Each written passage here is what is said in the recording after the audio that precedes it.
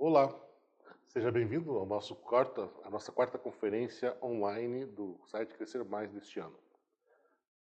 Este ano você sabe que a Igreja Adventista do Sétimo Dia Bom Fim de Reforma está completando 100 anos. E qual é a melhor forma de comemorarmos, se não relembrarmos a história? Nós queremos aproveitar essa ocasião para contar um pouco sobre a origem, o nascimento, o surgimento da Igreja Adventista do Sétimo Dia, movimento de reforma. Lembrando sempre que nós não estamos aqui para acusar A ou B, nem atacarmos nenhuma instituição religiosa. Nós estamos apenas preocupados em apresentar os fatos. Para isso, iniciarmos nosso estudo, para iniciarmos a nossa revisão da história, eu gostaria de convidar você a ler comigo o texto que nós encontramos em Apocalipse, no capítulo 14, a partir do versículo 6.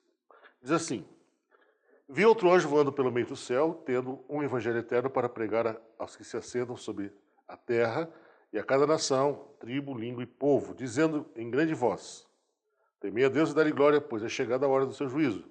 E adorai aquele que fez o céu, a terra e o mar e as fontes das águas. Seguiu-se outro anjo, segundo dizendo: Caiu, caiu a grande Babilônia, que tem dado a beber a todas as nações do vinho da fúria da sua prostituição. Seguiu-se a este outro anjo, o terceiro, dizendo em grande voz: Se alguém adora a besta e a sua imagem e recebe a sua marca na fronte ou sobre a mão, também este beberá do vinho da cólera de Deus, preparado sem mistura no cálice da sua ira, e será atormentado com fogo e enxofre diante dos santos anjos e na presença do Cordeiro. A fumaça do seu tormento sobe pelos séculos dos séculos, e não tem descanso algum, nem de dia, nem de noite, os adoradores da besta e da sua imagem, e quem quer que receba a imagem do seu nome, a marca do seu nome. Aqui está a perseverança dos santos, os que guardam os mandamentos de Deus e a fé em Jesus. Bem? Antes de fazermos uma consideração sobre essa palavra, vamos orar. Nosso Deus e Pai, muito obrigado pela oportunidade que temos de participarmos desta conferência. Muito obrigado pelos momentos que vamos passar juntos estudando a Tua palavra e conhecendo um pouco da história do Seu povo aqui na Terra. Ajuda-nos, Senhor, a compreendermos não só a nossa história, mas também o nosso objetivo, a nossa missão, porque estamos aqui. E ajuda-nos, Senhor, pelo Teu poder, a cumprirmos a nossa missão, o nosso desígnio, o nosso propósito de existência. Abençoe a cada família, a cada pessoa que está assistindo essas conferências, e que elas possam ser uma bênção nas nossas vidas. Eu te peço isso em nome de Jesus. Amém. Eu gostaria de chamar a atenção de você para um detalhe importante. Na literatura judaica, e João era judeu, o escritor do Apocalipse era judeu, o costume é apresentar o final da história no começo e depois, ao longo da narrativa, explicar como se chegou àquele clímax. Nós, no Ocidente, temos uma forma diferente de contar a história. Nós fazemos a introdução, contamos o desenvolvimento, como é que se processou a história, até chegarmos no ápice, que é a conclusão da história, o clímax. Os judeus fazem um pouquinho diferente, os orientais fazem um pouco diferente. Eles colocam o clímax no começo e depois mostram como se chegou àquele clímax. Eles fazem isso tanto na forma de contar a história, como também na própria narrativa. Por que eu estou dizendo isso? Porque se você ler com atenção no capítulo 14, você vai observar de Apocalipse que no primeiro versículo ao versículo 5, João vê os 144 mil, a noiva do Cordeiro, sobre o Monte Sião. Eles estão na glória, estão salvos. E aí, a pergunta que fica no ar é como aquele grupo conseguiu chegar naquela posição, como ele alcançou aquela vitória. E aí entra as 3 mensagens angélicas, que nós acabamos de ler. É interessante que essas 3 mensagens estão emolduradas exatamente por isso. A igreja vitoriosa no Monte Sião, e no fim da narração, João diz, olha só o que diz o versículo 14: Olhei, eis uma nuvem branca sentada sobre a nuvem, um semelhante ao filho do homem, tendo na cabeça uma coroa de ouro e na mão uma foice afiada. É uma descrição da vinda de Jesus, Jesus vindo para colher os salvos da terra. Então, essas mensagens, elas estão emolduradas por uma descrição dos salvos e no final da vinda de Cristo. Isso quer dizer o quê?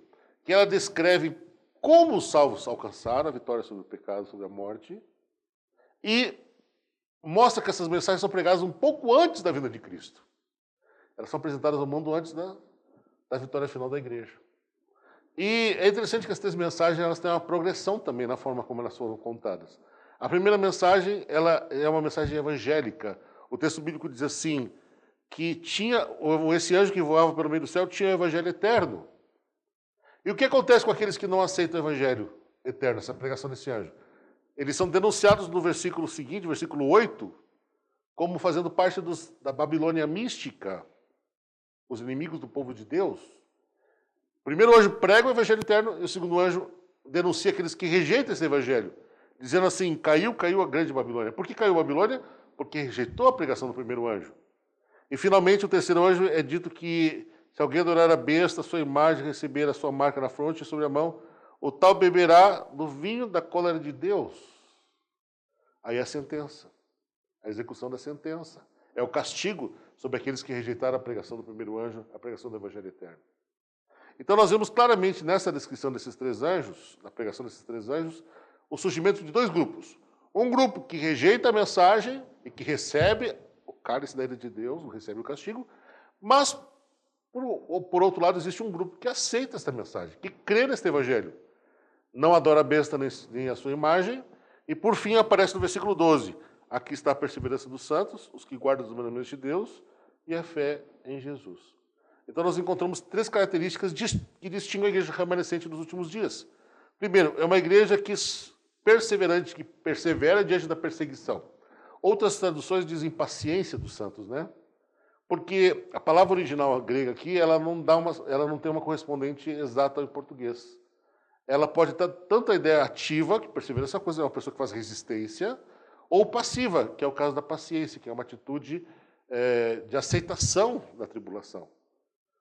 Então, aqui, a nossa versão preferiu traduzir perseverança, mas a ideia está implícita. Tanto um grupo que aceita a perseguição, sofre a perseguição, como é um grupo que faz resistência a essa perseguição, através da pregação do Evangelho.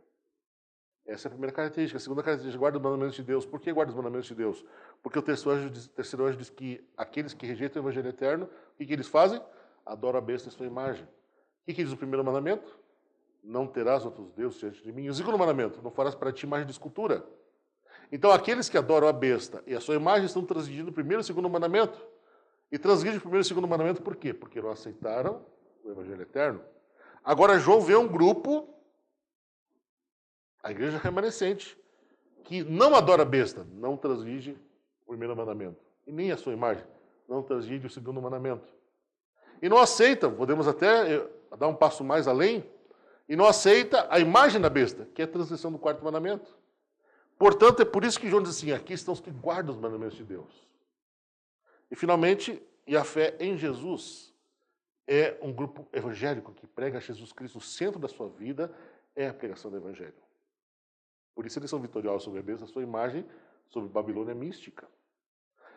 Nessas conferências que nós vamos fazer hoje e amanhã, nós vamos estudar um pouco da história dessa igreja remanescente, de como ela passou por perseguição, como ela passou por sofrimento, como ela foi leal aos mandamentos de Deus, e a força dessa lealdade nasceu da sua fé em Jesus Cristo.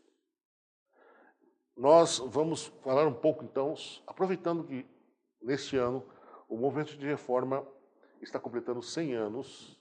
Ele nasceu quando aconteceu a Primeira Guerra Mundial, em 1914. Nós estamos em 2014. São 100 anos do surgimento do movimento de reforma. Nós vamos conhecer um pouco sobre como surgiu o movimento de reforma.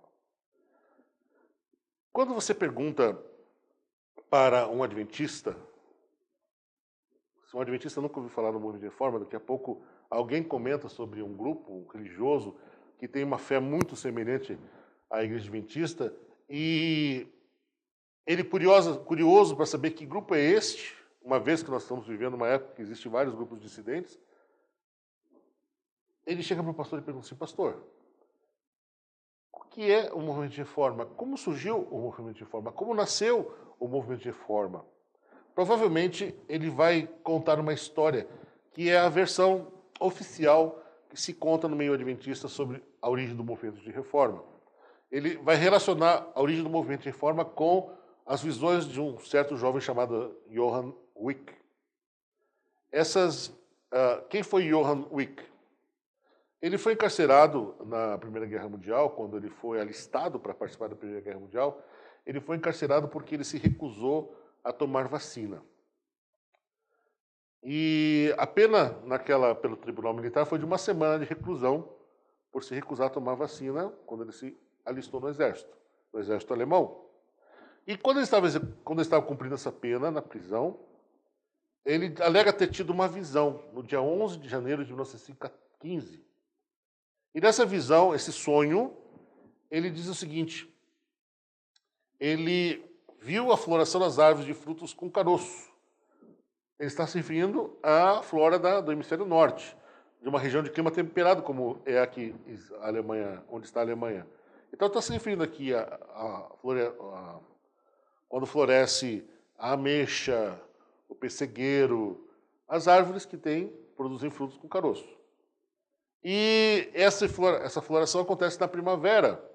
Lembrando que nós estamos no hemisfério sul do planeta, então quando ele falou da primavera de 1915, ele está falando mais ou menos no final de março, que é mais ou menos a época que começa o outono para nós, e para eles é o começo da primavera. Então, final de março, início de abril.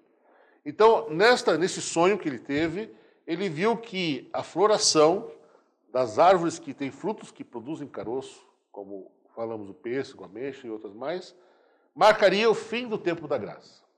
Lembre-se, já fazia 6 meses que a Primeira Guerra Mundial tinha começado. Para muitos adventistas, aquilo lá era o Armagedon. Para muitos, era o fim do mundo.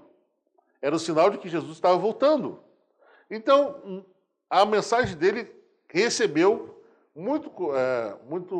foi acomodada, foi bem recebida por muitos adventistas. A ideia de que estavam realmente acontecendo os eventos finais, que estavam vivenciando os eventos finais e que o mundo estava chegando ao fim. E, segundo a advertência que o Wick fez, ele diz assim: se a igreja não aceitasse a mensagem de que a porta da graça se fecharia na primavera daquele ano, era um sinal de que ela havia sido rejeitada por Deus. Ele cumpriu a pena militar, ele saiu da prisão e ele escreveu essa visão, ele escreveu esse relato e mandou uma cópia desse artigo, né, contando o seu sonho, para a editora adventista de Hamburgo. A editora, a Casa Publicadora de Hamburgo, na Alemanha, era a maior instituição, maior editora adventista da época, fora dos Estados Unidos. Fora a Pacific Press, Raven Herald, a Casa Publicadora de Hamburgo era a maior editora adventista fora dos Estados Unidos naquela época. E a comportagem adventista naquela época era muito forte na Alemanha, então a editora publicava muito material. Então ele escreveu uma cópia daquela visão e endereçou para a igreja de Hamburgo, na esperança que a Casa Publicadora imprimisse e distribuísse a sua visão entre os crentes adventistas daquela época. Agora, como a Casa Publicadora rejeitou, e não é difícil de imaginar por quê, né, gente? Porque não foi só Johann Wick que alegou ter visões.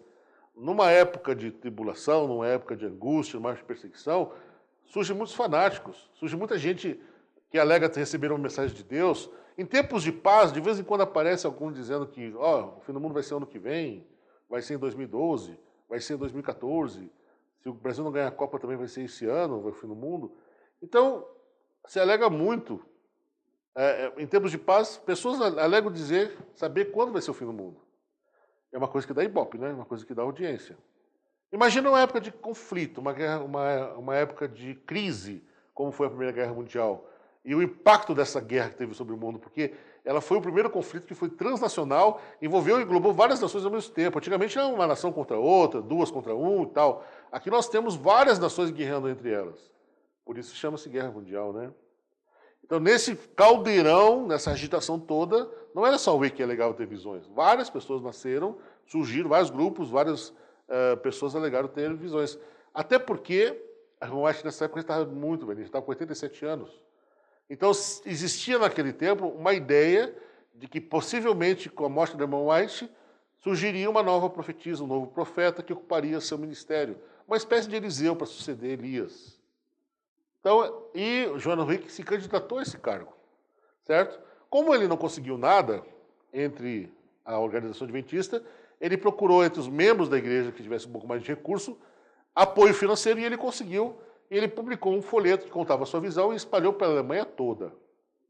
Em todas as igrejas adventistas, todos os grupos adventistas que existiam na Alemanha, e na época a igreja adventista alemã era a maior igreja da Europa, a maior concentração de adventistas da Europa estava na Alemanha. A igreja devia mais ou menos ter um pouco mais de 4.000 membros na época. Então foi lá que ele distribuiu essas visões. Só que passou o mês de fevereiro, passou o mês de março, passou o mês de abril, a primavera chegou, as árvores com frutos com caroço floresceram e o fim do mundo não veio. Que decepção. Alguns imaginam que seja 21 de março, quando entra o solstício de primavera, não aconteceu nada. Então eles marcaram uma nova data. Que tal 10 de maio de 1915? Uma boa data para marcar o fechamento da Porta da Graça. Consequentemente, chuva serôdia, decada dominical, todos os eventos finais que nós estamos familiarizados dentro da teologia adventista, da escatologia adventista. Como não aconteceu nada também no dia 10 de maio, novas datas foram marcando. Mas cada vez que marcava uma nova data, o que ia acontecendo com o grupo, com o movimento, com as pessoas que apoiavam aquele grupo, ele ia enfraquecendo. E aí, os adventistas alegam o seguinte, a igreja adventista, temendo o fim do movimento, os associados de Wycliffe encontraram na guerra, na própria causa da guerra, no envolvimento da igreja na guerra, um motivo para acusar a igreja de apostasia. Então agora, como eles achavam que o movimento ia acabar, eles agora mudaram o enfoque. Não, o problema da igreja não é não ter aceitado as visões de Wycliffe. O problema da igreja é porque ela participou da guerra. Então, segundo essa teoria, segundo essa explicação, o movimento de reforma nasceu quando? Em 2015, depois do dia 10 de maio. Grave bem essa data. O movimento de reforma teria nascido, então, não em 1914, como nós estamos afirmando agora, mas sim em 1915, e isso mesmo depois do dia 10 de maio. Esta versão da história ela é contada no livro Uma Luz que Alumia, que foi publicado nos anos 70, certo? E dentro desse livro tem um capítulo que se chama A Origem do Movimento de Reforma na Alemanha. Esse capítulo foi escrito por Hullen, certo? Na página 144, página 150. E esta versão, que foi publicada nos anos 50, foi publicada na revista Adventista e circulou no meio dos anos 50, ela foi ressuscitada com a publicação do livro Uma Luz que Alumia, nos anos 70, e por último, no livro do pastor Enoque, falecido pastor Enoque de Oliveira, A Mão de Deus ao Leme. Então, tem uma seção aqui, tem uma seção do livro que se chama As Portas do Inferno Não Prevalecerão, e fala de vários grupos dissidentes dentro do movimento adventista, entre eles o movimento de reformista. E a história que o pastor Enoque de Oliveira conta nesse livro é exatamente esta, dizendo que a origem do movimento de reforma foi a questão das visões do Johann Wycliffe. Certo? No texto do Hullen, do livro Luz que Alumia, no final ele termina dizendo, usando essa expressão: agora tenho-lhe escrito esta declaração absolutamente verdadeira.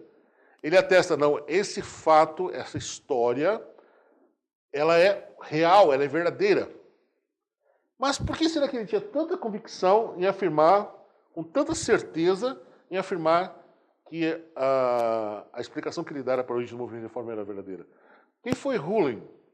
Hullen ele foi um secretário da Igreja Adventista na Europa, durante a Primeira Guerra Mundial, e quando acabou o conflito, em 1918, e a igreja esfriou os ânimos, e a sociedade, a economia, a política, quer dizer, o mundo europeu começou a se reorganizar, se reconstruir.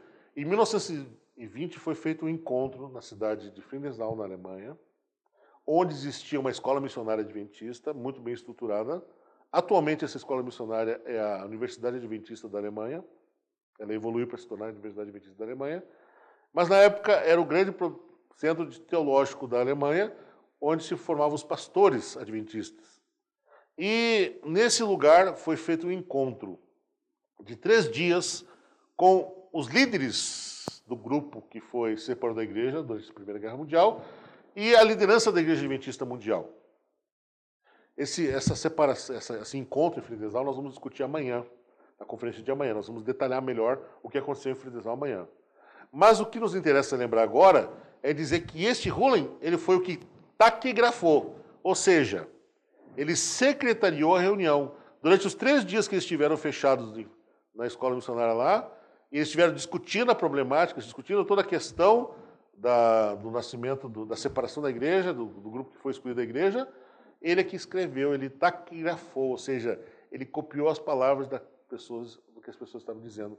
E mais tarde, esse texto foi publicado em alemão protocolo com o movimento opositor, a discussão com o movimento opositor. Olha, o encontro foi entre 21 e 23 de julho de 1920, em Friedrichsthal. Esse protocolo ele foi publicado depois em espanhol. O que eu tenho na mão é a versão espanhol, protocolo da discussão com o movimento opositor. E, finalmente, alguns anos atrás, foi publicado em português, pelo movimento de reforma. Certo? Então, tudo que foi discutido, tudo que foi falado, tudo que foi argumentado sobre a questão da separação do movimento de reforma e do nascimento do movimento de reforma está aqui, registrado aqui. Certo? E o que nós lemos aqui nesse livro? Eu gostaria de chamar a atenção de vocês, para um detalhe importante. Nesse documento está escrito tudo que foi discutido entre as partes envolvidas no problema. No começo da reunião, foram 3 dias de tenso debate, né? E no começo, como eu falei para vocês, surgiram vários grupos dissidentes, questionadores e alegando ter visões, né? Então foi uma confusão, uma verdadeira Babilônia naqueles dias. Então, quando a direção da Igreja Mundial, na pessoa do pastor Arthur Daniels, ele tomou a frente dos trabalhos, ele pediu o seguinte: vamos organizar a discussão, vamos saber o que são documentos que o vosso movimento, que o grupo que ele chamava de movimento opositor na época, né? O movimento que fazia oposição à direção da igreja, chamava de movimento opositor. Vamos ver o que eram documentos, folhetos, revistas, materiais que eles publicavam, o que eram de vocês e o que não eram. Então por quê? Porque o Conrad, que era o presidente da divisão europeia na época, o líder máximo da igreja adventista na Europa na época, ele, quando o Arthur Daniels chegou para a reunião, ele entregou um calhamaço de documento, uma pilha de documento. E no topo da pilha, sabe o que estava lá? O primeiro documento que ele encontrou ali? A visão de Wiki. E aí começa, no protocolo está esse seguinte diálogo. Arthur Daniels, esses aqui são os documentos que nos foram entregues pelo irmão Conrad. Ele mostrou o calhamaço de documentos, né? Eles devem demonstrar em que consiste este movimento. Os documentos que são oficiais, os documentos que realmente expõem a vossa posição, vão mostrar o que vocês questionam com respeito à igreja. Nada mais legítimo do que isso. Podemos deixar de lado os documentos que considerais alheios ao vosso movimento. O primeiro documento é o de Witt. Aqui a grafia está um pouquinho diferente porque foi taquografado, então o taquografado às vezes dá uma diferença de grafia, né? E aí o Doschler, os dois porta-vozes do movimento adventista, o movimento opositor, foi Doschler e Spacknebel. Quem mais falou pelo movimento pelo grupo de 16 irmãos que representavam o movimento de reforma foi Doschler. E Doschler era ancião da igreja de Dresden, onde tinha sido o foco do problema.